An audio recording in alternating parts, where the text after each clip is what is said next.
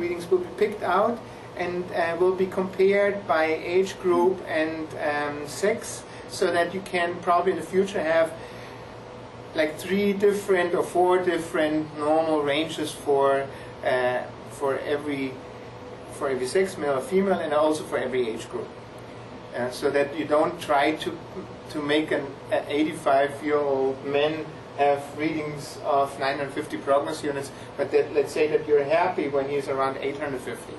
Okay, so I don't understand why in EAV you have the same ideal reading for everybody, because it seems not to mirror the reality that we find with prognos testing, that everybody has a different norm. Okay, but I think you cannot really compare EAV and prognos testing, even though it seems so similar. It is something completely different, and because you have in EAV testing the possibility to manipulate, the tendency is that you will use this possibility to manipulate for the little differences between a yes and a no on a medical test, and that's at least what I observed in my testing, without the intention of manipulating it.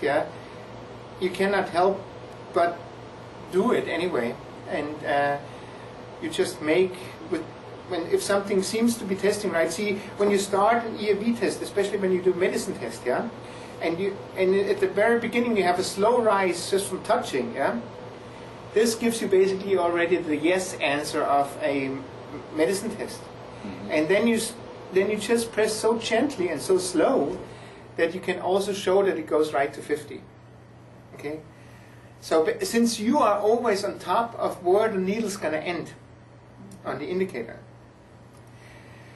you are influencing that result. And that's why I personally think that EAV testing, and I found that other testers like Dr. Schirmer from Germany, who has invented Vega testing, and also other very good testers agree to that. Not everybody has the courage to agree to that, but the big testers I've talked to, they say it's an intuitive type testing, EAV type testing, also bioresonance or Vega type testing is intuitive, which is not wrong, which is just one way of testing. You use your intuition to find out if something right or wrong, but then you can as well use a pendulum.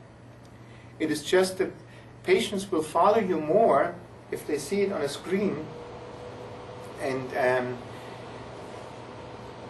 it makes your intuition into something that looks more scientific. Can you talk a little bit about the fact that there are some things that you test which show up as bad for you, some of the formulas which are actually good for you? Okay. Then we have to talk what bad and good means in prognos testing. See, when you look at the overall result of things, of stimuli or medications that you test, you see sometimes that things drop and sometimes things get better. Okay, so if I test amalgam in a relatively low homeopathic potency and I see a drop, and I know that amalgam is a toxic substance, okay, I interpret that differently than if I see a drop from drinking balance water. Okay, holding amalgam, holding a toxic substance in your hand, the drop means that this will not be good for you. Okay, it will just bring your energy down if you put amalgam into your mouth. So, but if you test a substance that is not toxic and is still causing a so-called drop, it's still causing a consumption of regulatory energy, then you can say that there is a resonance. If it's going up or down, you can just call it resonance. You can say it's vibrating on the same frequency as the person. And today we found some people testing strongly to the animal water. And so the animal water is a little bit different than the waters that are used for humans, because the animals supposedly vibrate on a more subtle frequency. Okay, so if a human tests good in the animal water, even if at first there's a drop, the animal water can just be the right frequency for that person. And let me show that let me show one example there.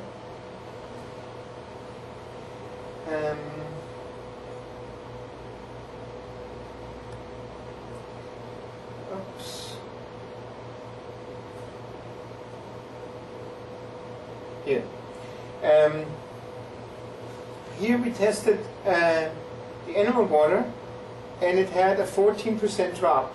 But as soon as the animal water was taken out of the hand, the energy jumped up 24%. Okay, we call that an empty reading, which is basically without anything in the hand, a neutral reading.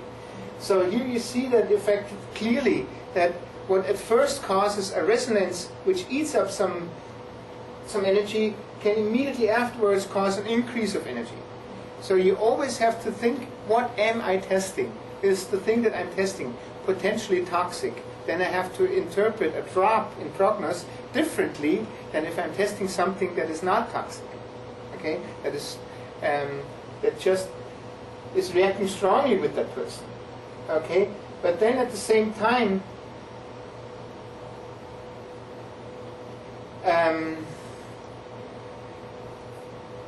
if something does not interfere with the reading a lot, like all the gray readings that you see here,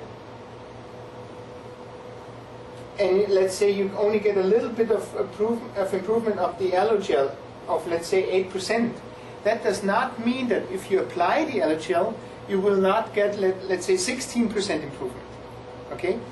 So whenever you give somebody something in the hand that is potentially helpful, you do not get absolutely the same result as if you put it into the body or onto the skin, but you get a tendency. You get an indication of how it can react, and especially if you have a weak meridian with a person, you can see if it will do any good on the meridian or not.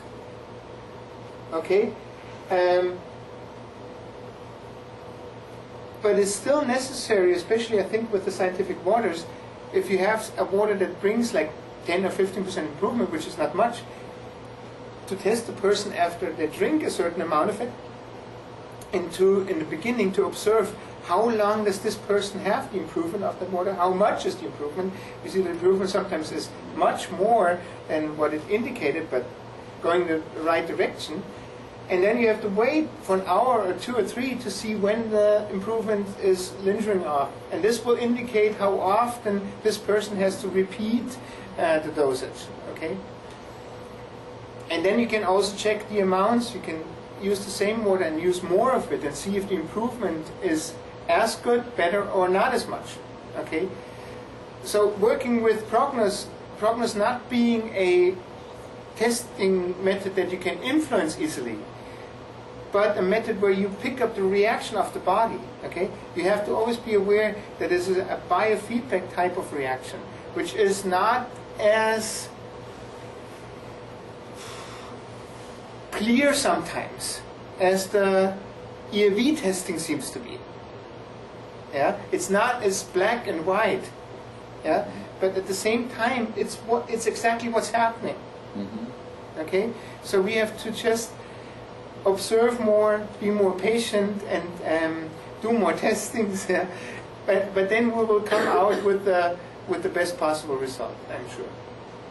So it looks like that what we need to do is have a lot of scientific testing where you have people sitting in a room and drinking substances and so forth, and that would figure out, get us to know how long you should take it and how many times you should take it and so forth. Yes, that has to be done, to have like 3 to 5 people that you test before they consume the water and after they consume it on a certain interval, and that you norm so that you see with 5 different people, I think you can see pretty well if there's a pattern that counts for everybody. Mm-hmm.